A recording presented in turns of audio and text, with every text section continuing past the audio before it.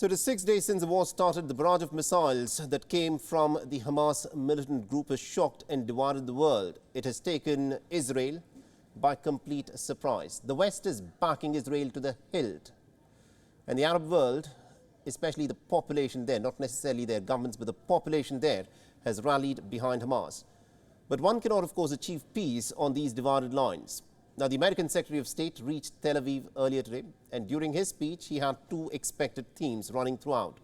One is about the American unequivocal support to the state of Israel.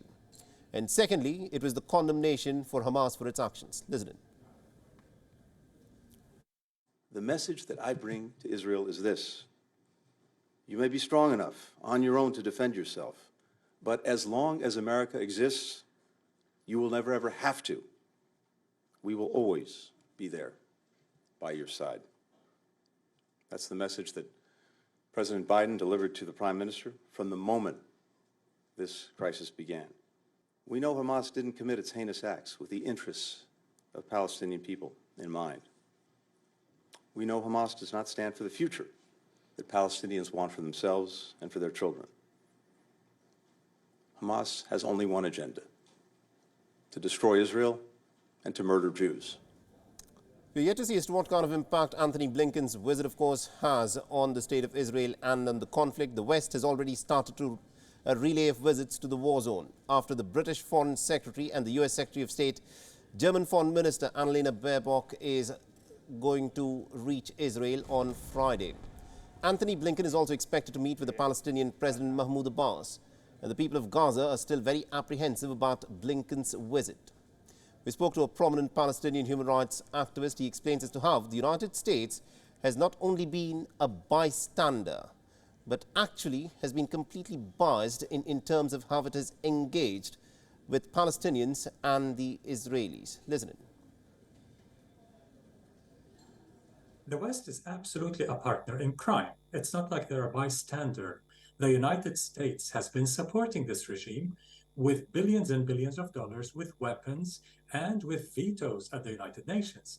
So when Blinken says we want peace with justice, well, you cannot be serious about achieving peace with justice while funding this horrific army with such weaponry and military aid.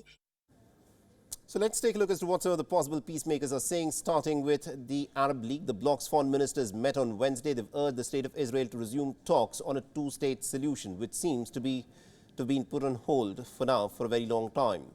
The move is part of a twin-track, one initiative designed to de-escalate the crisis, and secondly, to make Israel accept its refusal to negotiate has led to the collapse in relations with Hamas.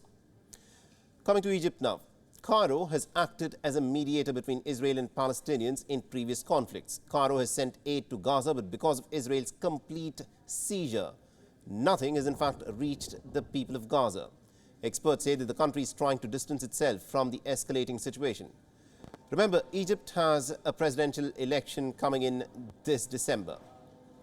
Now, like Egypt, the Gulf nation of Qatar is also known for its mediation efforts in the Palestinian-Israeli conflict. It has assisted the people of Gaza openly. Qatar has said that its priorities are to immediately end the bloodshed and to release the prisoners. An Israeli official has told Reuters recently that there are no negotiations at this moment that are underway. The Turkish President Recep Tayyip Erdogan has called on both Hamas fighters and also the Israelis to stop the violence. Now remember, Recep Tayyip Erdogan was one of the very first world leaders to offer to mediate. If peace talks are to start, then it is believed that Turkey and Qatar will of course have a major role. The leaders of many European nations, including France and Germany, are straight in their stance. They see Hamas as a terror group. That's how they're describing it. And they have shown complete solidarity with Israel. As we told you before, the relay of visits has already begun. The EU's initial response to the conflict was to announce the immediate suspension of developmental aid for the Palestinians, but after backlash, it is said that it will review the assistance and not suspend it. The West Asia's newest peacemaker, China, Beijing, has expressed deep concerns over the conflict. Many have wondered if China will try to promote itself as a regional peacemaker here. This is not unfounded. Remember, China had successfully brokered a rapprochement between Iran and Saudi Arabia. In fact, in the month of April, the country even told the Israelis and the Palestinian foreign ministers that China is ready to facilitate efforts towards peace talks. For context, China supports a two-state solution. Russia could also be a major player on the table. Even though it is in the middle of a war itself, the president of Russia, Vladimir Putin, has called the creation of a Palestinian state as an absolute necessity and the most reliable solution for peace in the region.